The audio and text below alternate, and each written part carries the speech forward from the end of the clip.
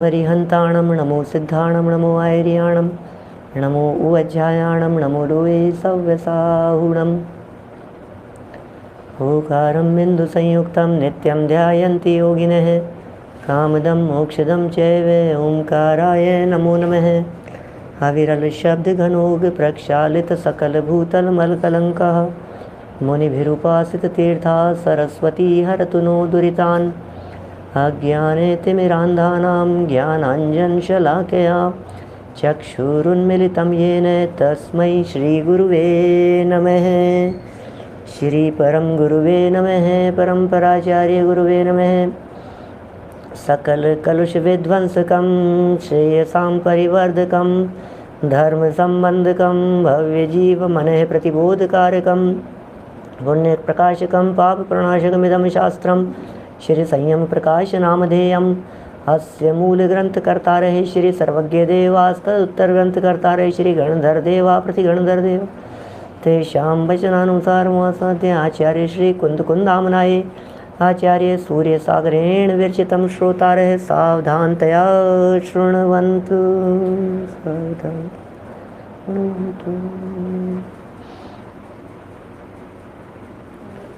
मंगलम भगवान वीरो मंगलम गौतमो गणी मंगलम कुंद कुंदात्यो जैन धर्मोस्तु मंगलम सर्वमंगलमांगल्यम सर्वकल्याणकारिकम प्रधानम सर्वधर्माणां जैनम जयतु शासनम जैनम जयतु शासनम। संयम प्रकाश नाम का ये ग्रंथ है और बड़ी सुंदर सुंदर चर्चाएं हमने आपके बीच में यहाँ की है। मूल ग्रंथकर्ता तो सर्वज्ञ भगवान हैं, उत्तर ग्रंथकर्ता गणधर प्रतिगणधर और परंपरा से पूरी आचार्य परंपरा वीतरागी संतों की परंपरा है, जिनके सानिध्य और समागम के माध्यम से, जिनकी लेखनी से प्रस्फुटित रहस्यों के माध्यम से ये बातें हम समझ पाए हैं, ये बातें हम तक पहुंची है। 10 करणों की चर्चाएं हुई। कर्म कर्म में, मैं अपने में। कर्म मुझ में नहीं, मैं कर्म में नहीं। कर्म अपनी योग्यता से उदय आदि को प्राप्त होते हैं और मैं अपनी ही योग्यता से, अपने ही स्वभाव का अवलंबन लेते हुए कर्मों पर विजय प्राप्त कर लेता हूँ। ये बड़ा असली स्वरूप है, यह जिनागम का मर्म है। जो इस जिनागम के मर्म को पहचान लेते हैं, सच में वे ही कर्मों से मुक्त होते हैं। इसका मतलब कर्मों से मुक्त होने की विधि इस रहस्य को पहचानना है कि कर्म मुझ में नहीं, मैं कर्म में नहीं, कर्म ने आज तक मुझको छुआ नहीं। यही एकमात्र विधि है। कर्म ने मुझे आज तक स्पर्श मात्र भी नहीं किया है। यही एक विधि है उन कर्मों से पीछा छुड़ाने की। ये सब चर्चाएं यहाँ हुई और कर्म सिद्धांत के संदर्भ में जिन 10 कारणों को बताया भी था, उन 10 कारणों की भी जो स्थिति है वो सब जीव के परिणामों के ऊपर डिपेंड करती है। इसलिए जीव यदि स्वयं संभलता है, अपने परिणामों को संभालता है, तो फिर कर्म स्वयं ही बदल जाते हैं, स्वयं भी छूट जाते हैं, अपने आप ही उदीर्णा हो जाती है, अपने आप ही सब काम होते रहते हैं। इसलिए मैं तो सदा ही उनसे निरपेक्ष हूँ।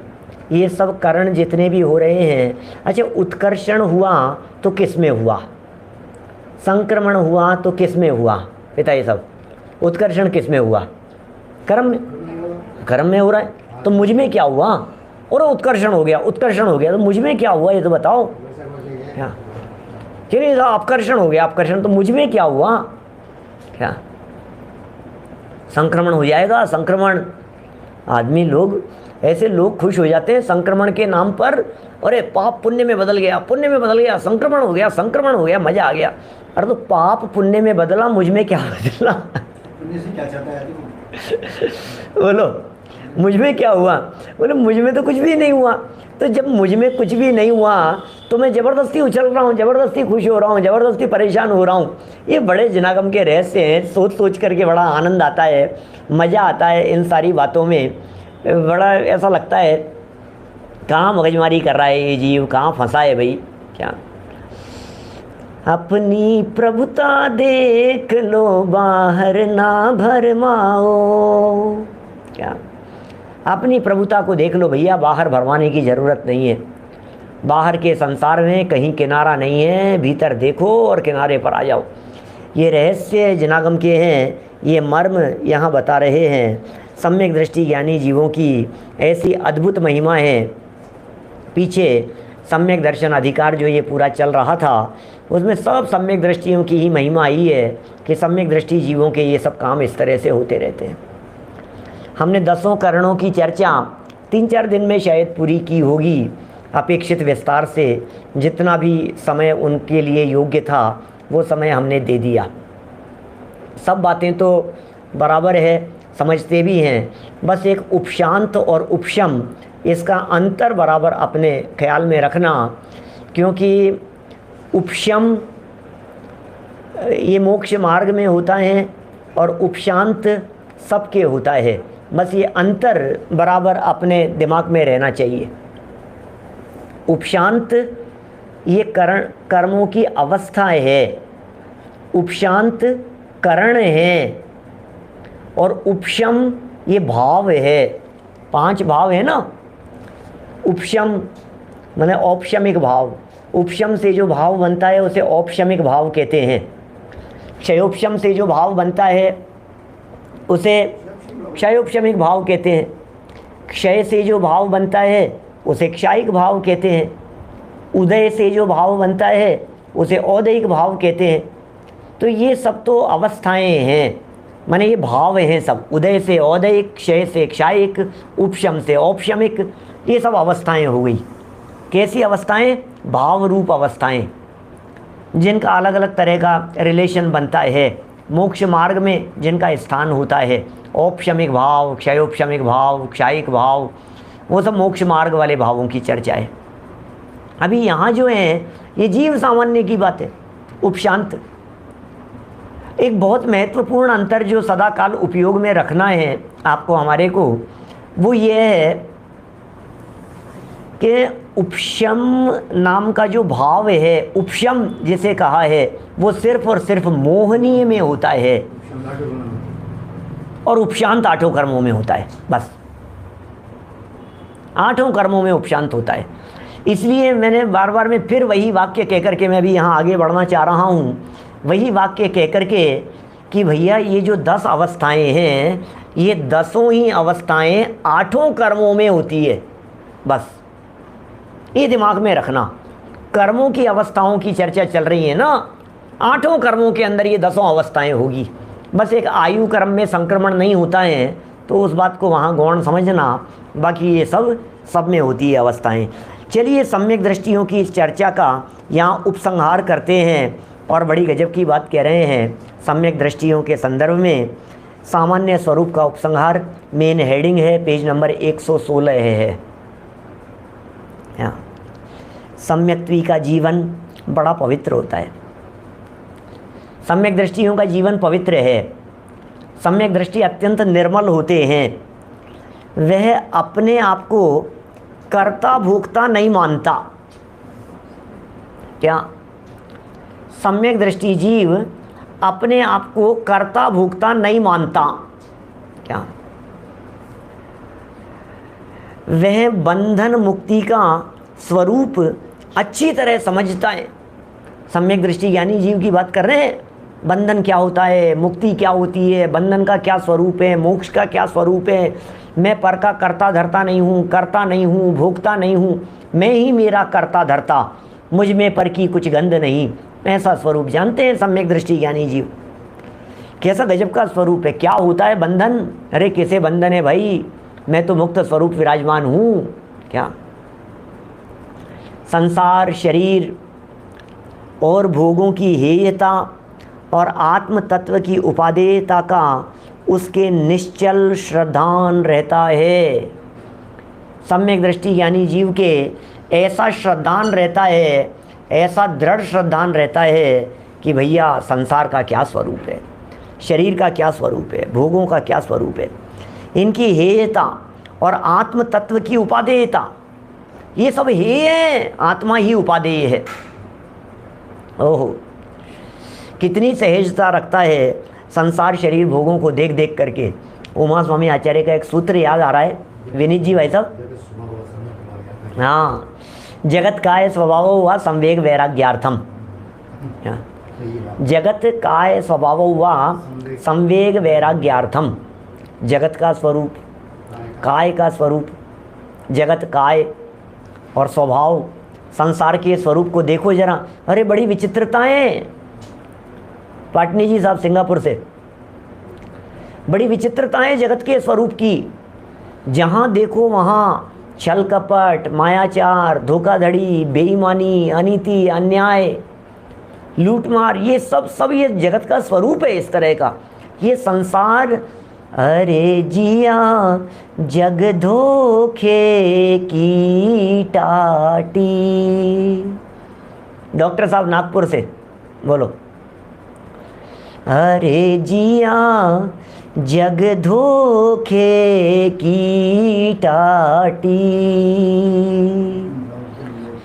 झूठा उद्यम लोग करत हैं क्या। झूठा उद्यम लोग करत हैं, जामे निश दिन घाटी। अरे जिया जग धोखे की टाटी।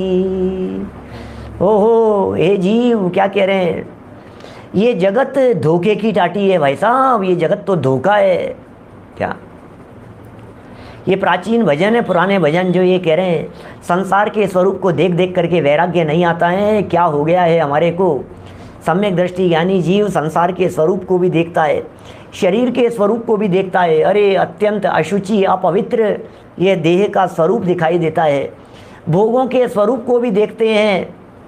भोगन में आवे न तुझे गिलानी, क्या ऐसे ऐसे भजन लिखे हैं बड़े गजब गजब के। ये कह रहे हैं सम्यक दृष्टि जीव उनका कर्ता भोक्ता अपने को नहीं मानता, बंधन और मुक्ति के स्वरूप को बहुत अच्छी तरह से पहचानता है।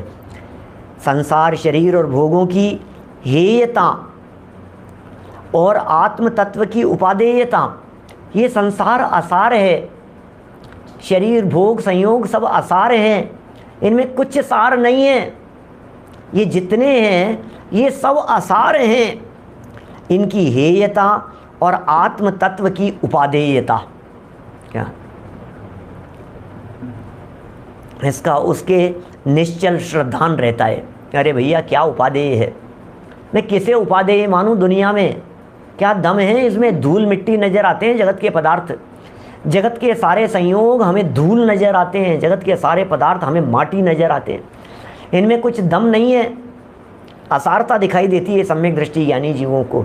निश्चल श्रद्धान रहता है। निश्चल श्रद्धान का मतलब ये है सम्यक दृष्टि के इस श्रद्धान को कोई बदल नहीं सकता है। क्या सामने क्या पूछे, टाटी, टाटी का अर्थ पूछ रहे थे। अरे जिया जग धोखे की टाटी। टाटी जानते हैं आप, माने जाल जैसा जूट के होते हैं वो टाटी, उस तरह की। क्या खस की टाटी लगती है ना ऐसा, माने वो जाल जैसा है ये, जंजाल जैसा, उलझन नेट जैसी होती है ना वो जाल, उस तरह का है टाटी। ये फंसाने वाला है। क्या जो दिख रही है सुंदर, नज़दीक जाओगे तो चुभेगी वो। क्या आगे चल कर गया था, आँखन बांधी पाटी। ऐसा है। देखिए बोरी, टाटी, टाट की बोरी होती है। टाट की मतलब वही वो उसी तरह का प्रयोग है। ऐसा दूर के ढोल सुहावने जैसा है जी, ऐसा ही है विवेक जी। देखिए क्या कह रहे हैं यहाँ, वह सुमेरु की तरह दृढ़ होता है सम्यक दृष्टि ज्ञानी जीव। ओहो क्या कह रहे हैं, सम्यक दृष्टि ज्ञानी जीव की जो दृढ़ता है, सम्यक दृष्टि ज्ञानी जीव की जो श्रद्धा है, वो मेरू पर्वत की तरह अचल है। मेरू पर्वत की तरह अचल को बतलाने के लिए तो मुझे भक्तामर स्तोत्र का 15 नंबर का श्लोक याद आता है। मैं तो सच में भक्तामृत स्तोत्र के ऐसे ऐसे श्लोक हैं, इतने मार्मिक श्लोक हैं कई जगह पर, तो जो ऐसे सिद्धांत का प्रतिपादन करते हैं, ऐसा मर्म बतलाते हैं, जिन्हें देख देख करके ऐसा लगता है यार क्या क्या गजब की बात कह दी। बोलो, ऐसे रहस्य बतलाए भक्तामृत स्तोत्र में। सुनने में देखने में हमारे को लगता है क्या क्या है भाई साहब, अरे नहीं, गजब रहस्य है। एक एक शब्द इस तरह के। 15 नंबर का श्लोक भक्तामृत स्तोत्र का पढ़ करके सुनाता हूँ। पढ़ करके क्या है, जो मुखारविंद से है वो सुनाता हूँ आपको। चेत्रम के मात्र यदि ते त्रिदशांगनाभिर नीतम मनागपि मनो न विकार मार्गम कल्पांत काल मरुता चलिता चलेन किम मंदराद्रिशिखरम चलितम कदाचित। ये कह रहे हैं मेरू पर्वत की तरह अटल श्रद्धा है उसकी, हिलाए कोई मेरू पर्वत को क्या। रमेश जी, यांजरी जी साहब, कोई हिला करके देखे, श्रद्धा को विचलित करे कोई व्यक्ति, कर सकता है, किसी की ताकत है सम्यक दृष्टि की श्रद्धा को विचलित करने के लिए। अरे क्या बात कर रहे हो, एक से एक उतर करके आ गए श्रद्धा को विचलित करने के लिए। रामचंद्र जी की श्रद्धा को विचलित करने के लिए सीता जो देवगति में देवी बन गई, देव बन गई, वहां जाकर के क्या 16वें स्वर्ग में प्रतीन्द्र बन गई, वो वहां से लौट करके आ गई कि मैं रामचंद्र जी की श्रद्धा को विचलित कर दूं थोड़ा सा, मैं रामचंद्र जी की श्रद्धा को थोड़ा सा घुमा दूं फिरा दूं, तो फिर ये रह जाएंगे यहीं पर, कौन विचलित करे। अरे क्या बात कर रहे हैं आप, रामचंद्र जी सीता की कहाँ बात ले आए। यहाँ बात तो ऋषभदेव स्वामी की चल रही थी भक्तामृत स्तोत्र में। इस श्लोक से भी ऐसा पता लगता है, देवांगनाओं के माध्यम से भी जिनके चित्त को, जिनके मन को विचलित नहीं किया जा सका, इस छंद को देख करके भी ये पता लगता है यह आदिनाथ भगवान का स्तोत्र है। भक्तामृत स्तोत्र के शुरू के जो 2 शब्द हैं, प्रथमम जिनेन्द्रम और युगम युगादौ, ये जो 2 शब्द हैं जिनसे पता लगता है कि आदिनाथ भगवान की बात है क्या। इन 2 श्लोकों से पता लगता है क्या कि आदिनाथ भगवान की स्तुति है। और एक ये 15 नंबर के श्लोक के अंदर जहाँ उन्होंने कह दिया देवांगनाओं के माध्यम से भी, इससे थोड़ा सा हिंट मिलता है कि ऋषभदेव स्वामी का जन्मोत्सव का प्रसंग बन रहा था, और प्रसंग बनते बनते नीलांजना का मृत्यु हो गई, और वहीं वो दूसरी आ गई, और फिर देखें विचलित कर देते, देखें ऋषभदेव भगवान के मन को। कौन करे, राजा ऋषभदेव को नीलांजना जैसी नृत्यांगनाओं के माध्यम से भी हैं ज्ञानियों के चित्त को विचलित नहीं किया जा सकता है। कौन चित्त हरेगा भैया, कौन चित्त हरेगा। वो क्या नाम अपने वारिशेन लाइन लगा करके रानियां अप्सराओं जैसी और छोड़ करके चले गए, अरे कौन विचलित करे क्या। कोई विचलित करने में समर्थ नहीं है, इतनी अडिग श्रद्धा होती है सम्यक दृष्टि ज्ञानी जीव की। भक्तामृत स्तोत्र में लिखा है इस तरह का 15 नंबर के श्लोक में, मेरू पर्वत के शिखर मात्र को कोई हिलाने की ताकत नहीं रखता है क्या। क्या पांडे जी साहब, मेरू पर्वत के शिखर मात्र को हिलाने की ताकत उन हवाओं में नहीं है। पॉइंट टू बी नोटेड, उन हवाओं में नहीं है। कौन सी हवाओं में नहीं है क्या। उन हवाओं में ताकत नहीं है जो पर्वतों को उड़ा करके ले जाती है। बोलो आप क्या, बोलो। माने पर्वतों को भी कहा ना, चलिता चलेन, चलिता अचलेन, अचल माने है पर्वत और चलित, अचल पर्वतों को भी जो चलायमान कर देती हैं। किसकी किसकी ताकत बतलाओ। ऐसी ऐसी हवाएं भी कोई कर ले, कुछ हिला देवे थोड़ा सा, देखें।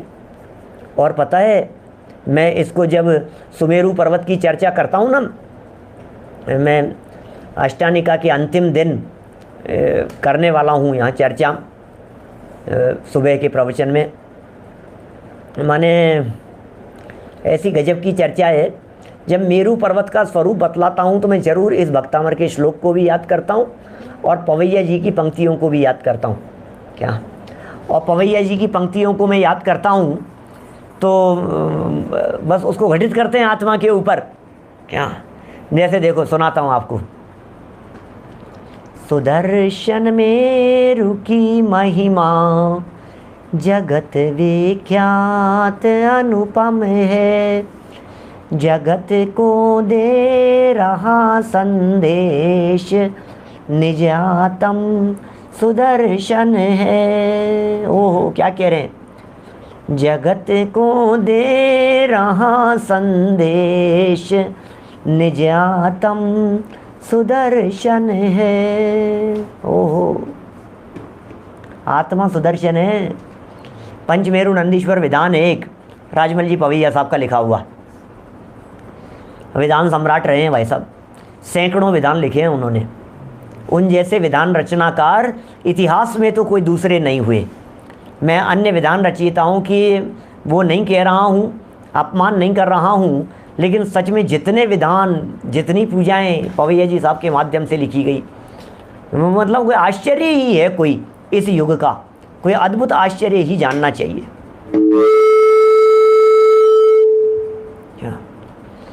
देखिए क्या क्या गजब गजब की बातें की है उन्होंने। सुदर्शन में रुकी महिमा, क्या? सुदर्शन में रुकी महिमा जगत विख्यात अनुपम है। क्या जितेंद्र जी भाई साहब क्या लिखा? सुदर्शन में रुकी महिमा जगत विख्यात अनुपम है। सुदर्शन मेरु की महिमा, तीन लोक का सेंटर है ना, और क्या संदेश दे रहा है? जगत को दे रहा संदेश निज आत्म सुदर्शन है। जगत को दे रहा संदेश निज आत्म सुदर्शन है। कि साहब समझ में नहीं आई बात? आत्मा को कैसे सुदर्शन कह दिया?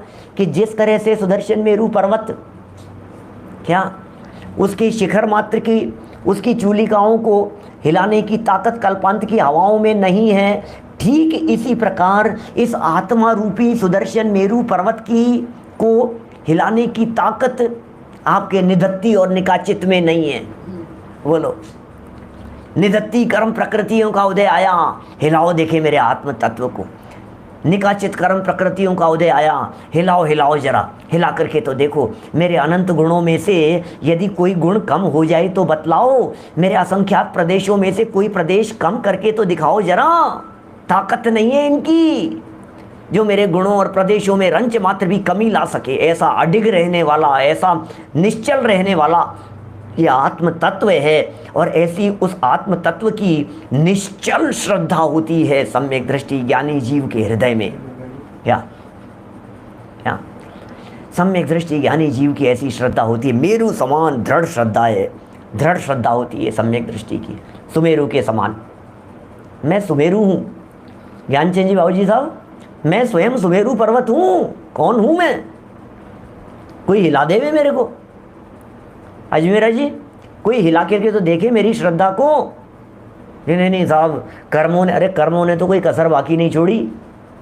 ऐसे ऐसे पाप कर्म के उदय आए, ऐसे ऐसे कर्मों के, मोहनीय कर्म के, वेदनीय कर्म के, असाता वेदनीय कर्म के, अशुभ नाम कर्म के, अंतराय कर्म के, ऐसी ऐसी आंधियाँ और ऐसे ऐसे तूफान चले हैं भाई साहब।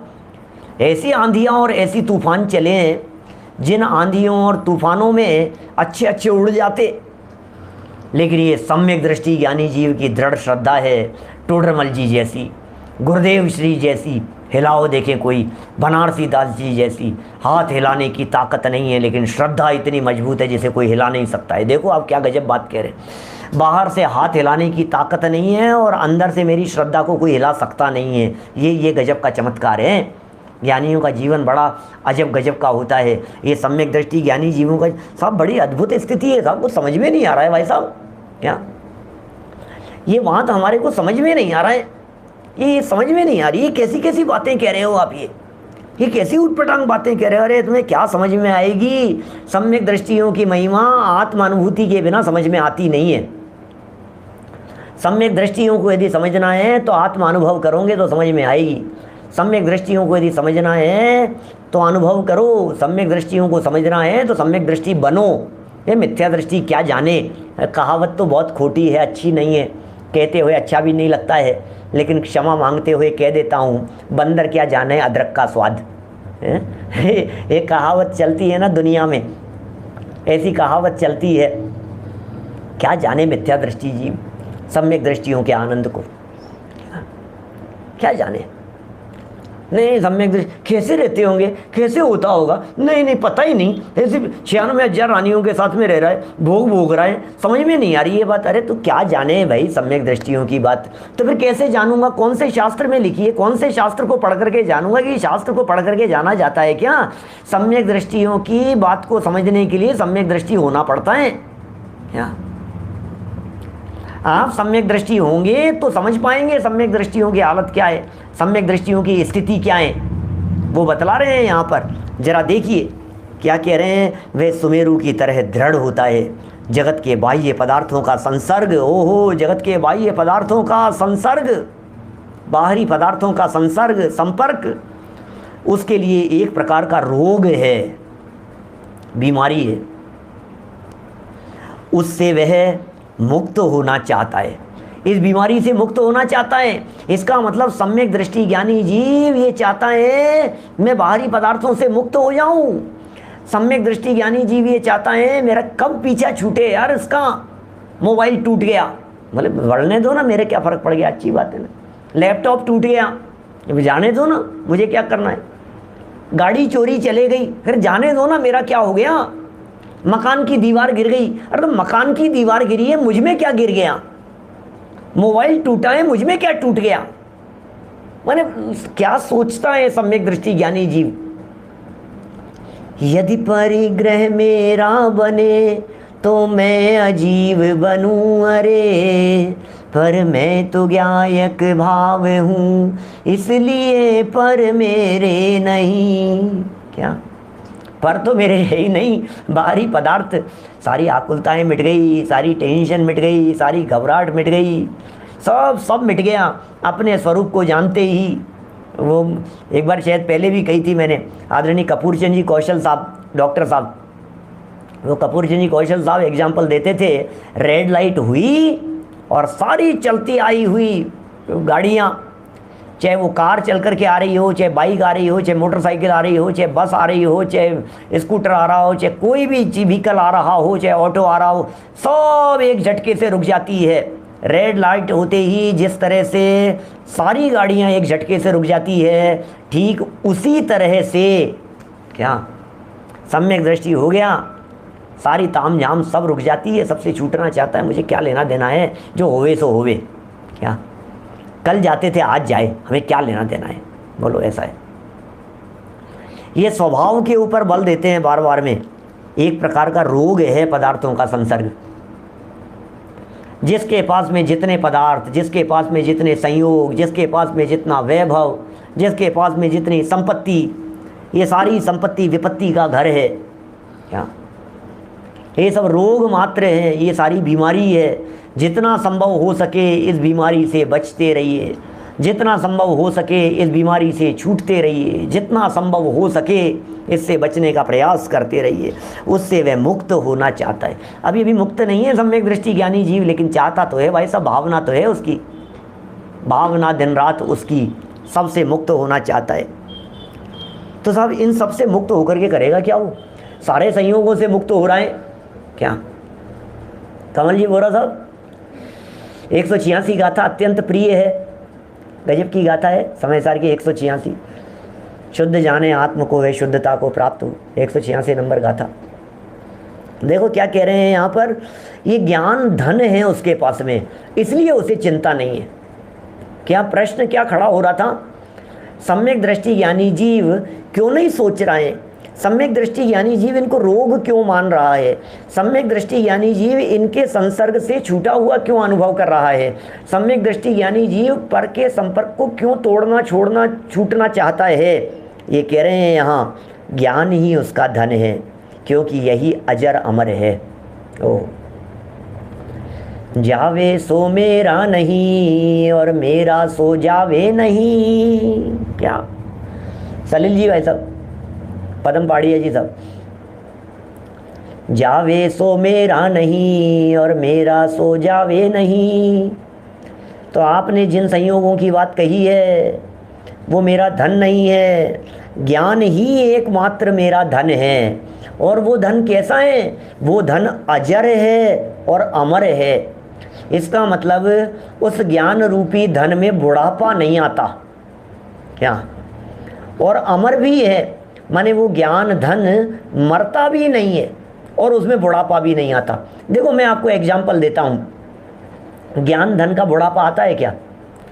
ज्यों ज्यों वृद्धावस्था होती चली जाती है त्यों त्यों ज्ञान रूपी धन और अधिक चमकता जाता है। उस ज्ञान रूपी धन में शाइनिंग और ज़्यादा आती जाती है। समझ रहे हैं मैं क्या कहना चाह रहा हूँ? जैसे जो धन होता है ना, धन डायमंड है और धूल चढ़ गई है तो उसके ऊपर धूल उड़ाओ उससे और आगे चलो। जैसे गोल्ड है तो उसकी चमक फीकी पड़ गई है तो पॉलिश होती है, शाइनिंग होती है। डायमंड में भी पॉलिशिंग वगैरह होती है, सब रत्नों वगैरह के ऊपर भी ऐसा होता है ना। तो ये ज्ञान जो है, ये ज्ञान में चमक आती जाती है। जैसे जैसे शरीर वृद्ध होता चला जा रहा है लेकिन ज्ञान जवान होता चला जा रहा है। दादा कहते हैं, हमारे छोटे दादा, वो कहते हैं मुझे आजकल याद नहीं रहता कुछ भी, मैं भूल जाता हूँ, नाम भूल जाता हूँ लेकिन गाथाएँ नहीं भूलता हूँ। अब देखो अब क्या क्या गजब बात है भाई साहब। नाम भूल जाता हूँ, मुझे मैं 2 मिनट पर किससे क्या बात याद नहीं रहती मुझे, लेकिन गाथा नहीं भूलता। अब ये क्या गजब की बात है। इसका मतलब शरीर वृद्ध हो रहा है लेकिन ज्ञान तो जवान है। ज्ञान में कहाँ वृद्धपन है? ज्ञान का कहाँ बुढ़ापा आता है? ज्ञान तो तरुण होता चला जाता है। ज्ञानियों का ज्ञान तो बढ़ता चला जाता है।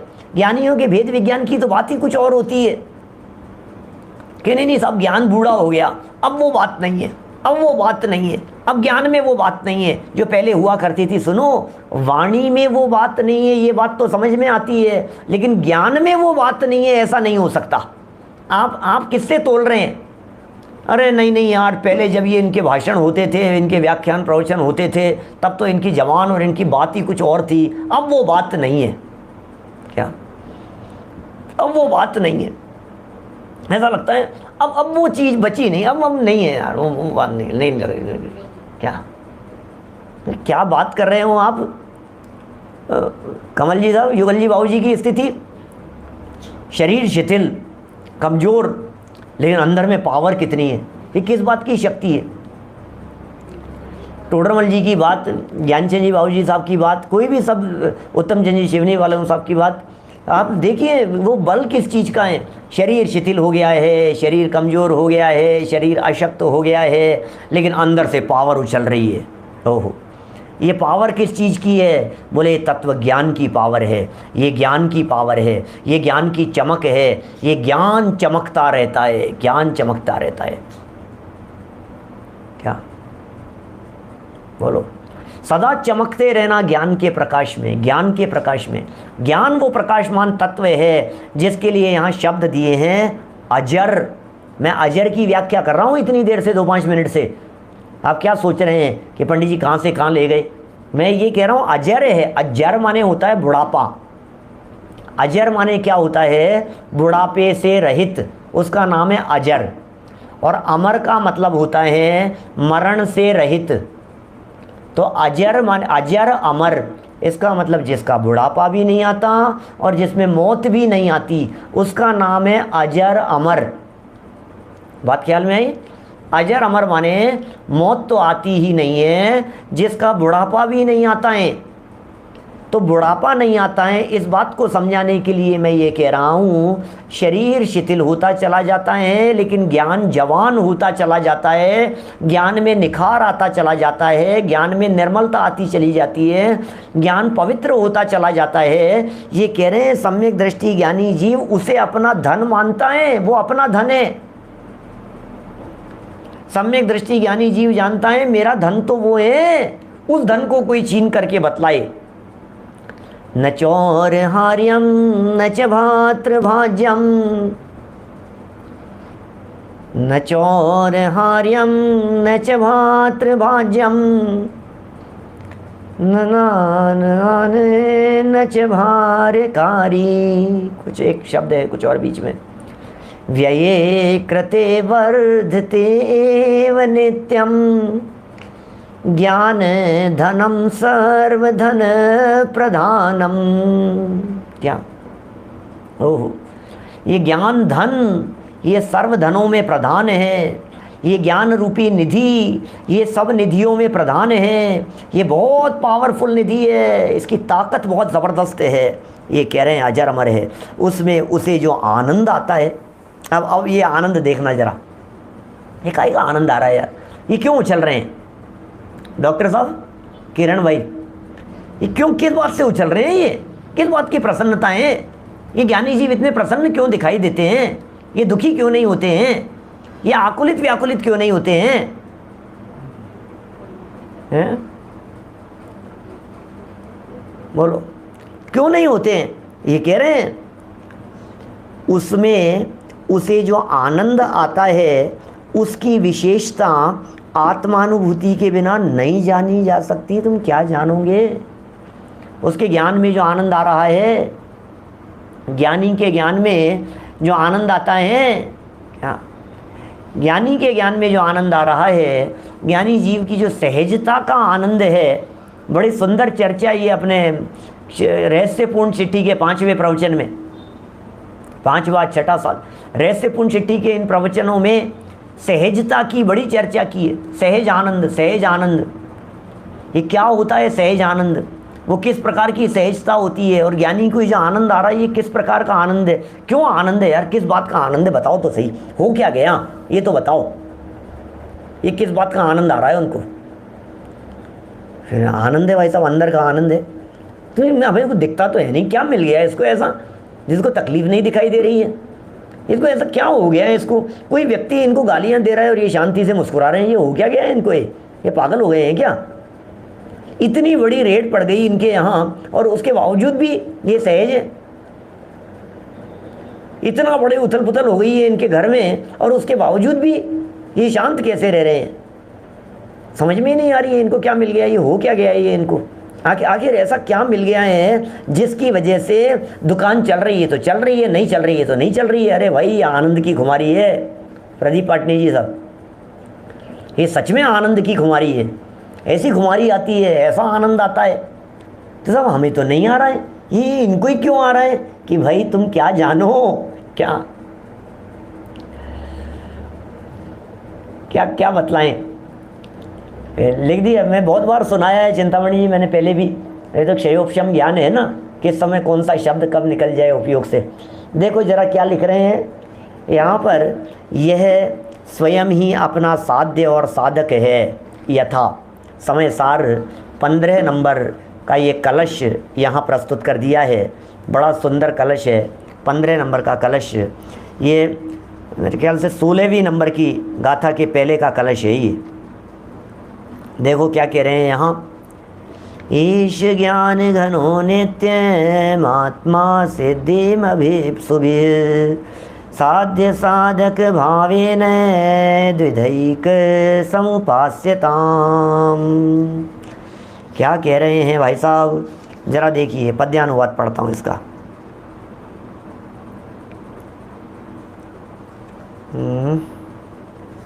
15 नंबर का है ना।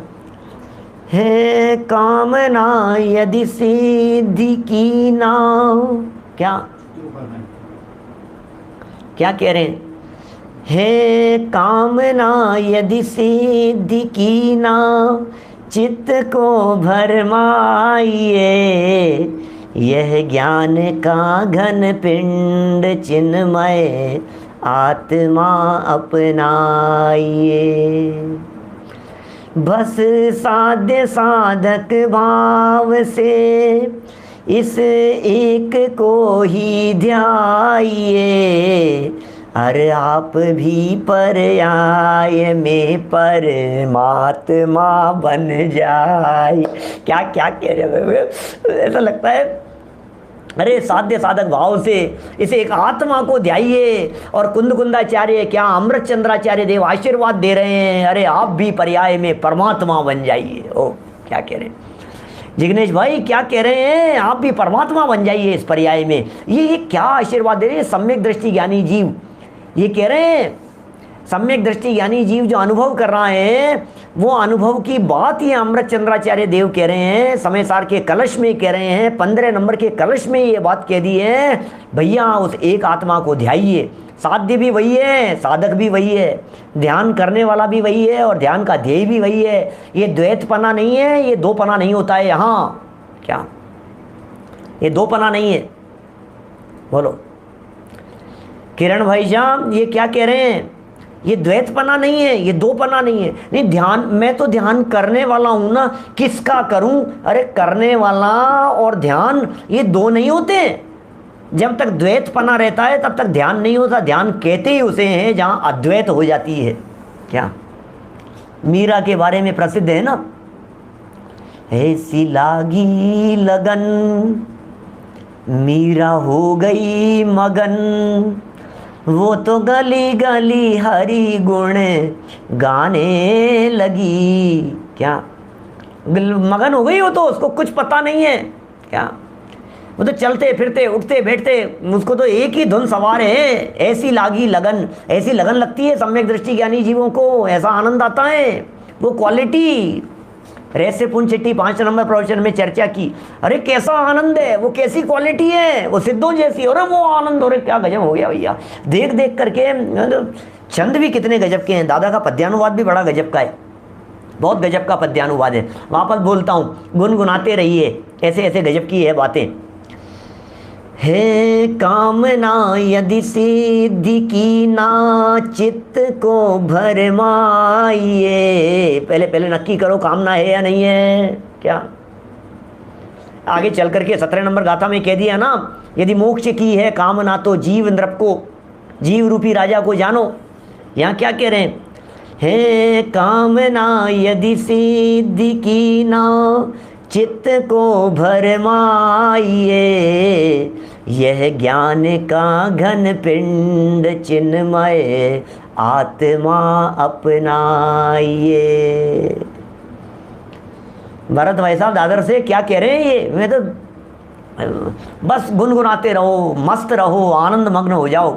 सम्यक दृष्टियों को यदि आपको सच में समझना है, सम्यक दृष्टियों के आनंद को यदि सच में आपको फील करना है, एक बार सम्यक दृष्टि बन के देखिए। क्या क्या होता है, नहीं पहचान पाएगा कोई व्यक्ति। कौन पहचाने सम्यक दृष्टियों के आनंद को, कौन जाने सम्यक दृष्टियों की सहजता को। हे कामना यदि सिद्धि की ना, चित्त को भरमाई। चित्त को भरमाना ही नहीं है, कहाँ भ्रमित करूं मैं। कभी कभी क्या होता है, ये इतना गजब का शब्द है, करें चित्त भ्रमित हो जाता है देख देख करके। क्या होता है, अरे यार क्या गजब की चीज है इनके पास, तो ये चित्त भ्रमित हो गया। क्या अरे यार क्या टेक्नोलॉजी है आपके पास में, गजब। घर पर बैठे बैठे, ऑफिस में बैठे बैठे घर का लॉक खोल देते हो, क्या गजब भाई साहब। ये क्या है, ऐसी डिवाइस चलती है सारे ये अमेरिका वगैरह में और सब जगह पर, कितने सालों से देख रहे हैं हम तो सब जगह पर। क्या होता है, उन्होंने बेल बजाई नीचे से बेल बजाई तो कैमरे में फ़ोटो भी आ जाएगी। और ये तो कह रहा हमारी ये फ़ोटो तो यहाँ भी आ जाती है, लेकिन मैं कह रहा हूँ वो जो बेल बजाई ना, उस बेल बजाने पर आप बैठे हैं सचिन जी कहाँ पे, अपने घर पर नहीं ऑफिस में, और घर पे बजी है बेल, तो बेल बजाने वाले की फ़ोटो भी आ जाएगी और बेल बजाने वाले से बात भी हो जाएगी। और आप वहाँ से अपने ऑफिस में बैठे बैठे उस बेल से ही बात भी कर लेंगे, और उसको गेट खोलना होगा तो खोल भी देंगे वहीं दुकान पर बैठे बैठे। हम लोग सब जैसे डलास वगैरह में दूसरी जगह पर सब वो अतुल भाई घर पर बैठे बैठे ही वो मंदिर का लॉक खोल देते हैं। कोई दर्शन करने के लिए आता है, वहाँ नंबर लिखा है, कोई व्यक्ति कॉल करता है दर्शन करने के लिए, वो वहाँ से लॉक खोल देते हैं, मंदिर खुल जाता है, दर्शन कर लेता है सामने वाला व्यक्ति। मैं सिर्फ इसलिए कह रहा हूँ, ये सब बातें आ गई है, यहाँ भी सब चलती रहती है, कोड वगैरह सब होते रहते हैं, लेकिन ये जो महिमा आती है ना इस चीज़ की, चित्त भ्रमित हो जाता है। देख देख करके मन ललचाता है, गाड़ियों को देख करके, वैभव को देख करके, बंगले को देख करके, सुविधा को देख करके, आराम को देख करके। अरे भाई क्या कह रहे हैं, सिंगापुर में ऐसा ही होता है, सिंगापुर के मंदिर का ऐसे ही खोल देते हैं ये हमारे अशोक जी भाई साहब। तो ये जो बात है यहाँ दादा क्या कह रहे हैं, दादा नहीं सॉरी अमृत चंद्राचार्य, दादा ने तो अनुवाद किया है।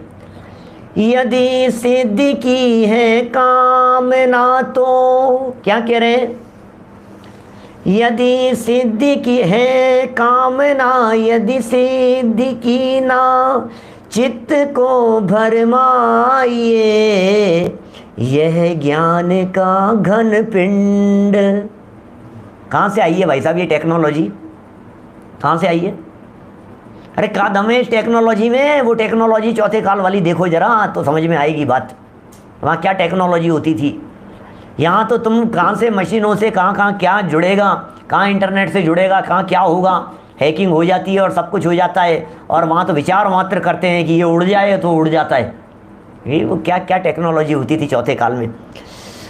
यह ज्ञान का घन पिंड चिन्मय आत्मा अपनाइए, ज्ञान का घन पिंड चिन्मय आत्मा अपनाइए।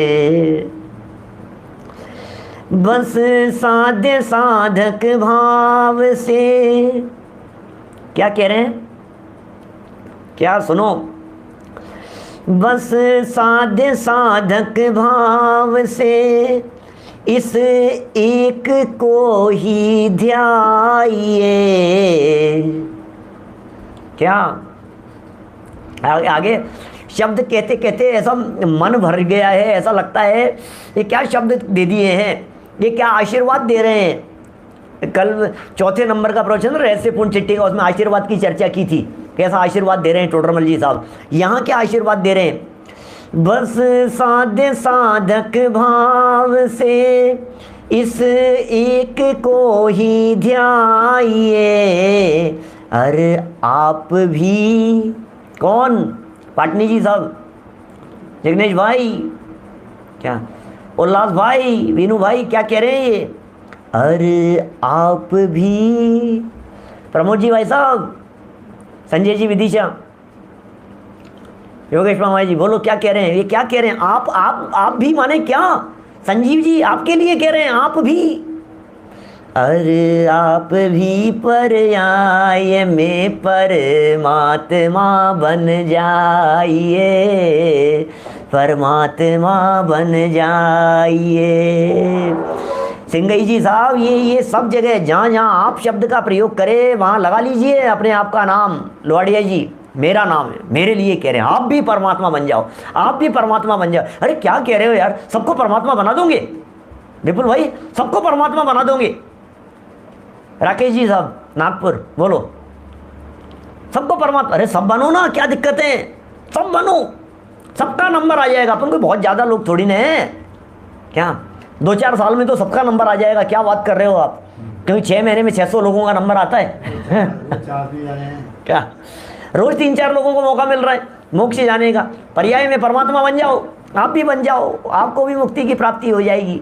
क्या बस साध्य साधक भाव से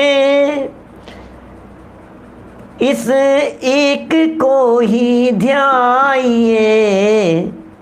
अरे आप भी पर्याय में परमात्मा बन जाइए, परमात्मा बन जाइए। 15 नंबर कलश का अनुवाद था ये। सारी जनवाणी भव्य जीवों को परमात्मा बनाने के लिए लिखी है। ये द्वादशांग की रचना किसी और के लिए नहीं है, ये द्वादशांग की रचना मेरे लिए है। यहाँ तो कदम कदम पर आचार्य देव वितरागी संत मुझे संबोधन करके लिखते हैं ये वीतरागी संत बार बार में कहते हैं, भाई मैं तेरे लिए लिख रहा हूँ, मैं शुभोपयोग की भट्टी में जल करके लिख रहा हूँ, मेरे इन वचनों की लाज रखना थोड़ी सी। ये कहते हैं वीतरागी संत, थोड़ी लाज रखना बाकलीवाल जी, जो बात कह रहे हैं उसकी लाज रखना। ये इतनी इतनी बातें कह दी, इतनी बातें कह रहे हैं, ये कैसे कह रहे हैं भाई साहब, कहाँ से निकले हैं ये सब शब्द। देखो अनुवाद पढ़ देता हूँ, समय सीमा संपन्न हुई अपनी। यह आत्मा सदा ही ज्ञान का समुदाय रूप है। आत्मा तो ज्ञान का समुदाय है, यह ही साध्य है। सिद्धि किसकी करनी है?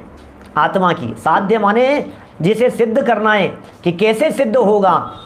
आत्मानुभूति से प्राप्त तत्व। बस कैसे प्राप्त होगा? आत्मानुभूति से प्राप्त तत्व। क्या क्या कह रहे हैं?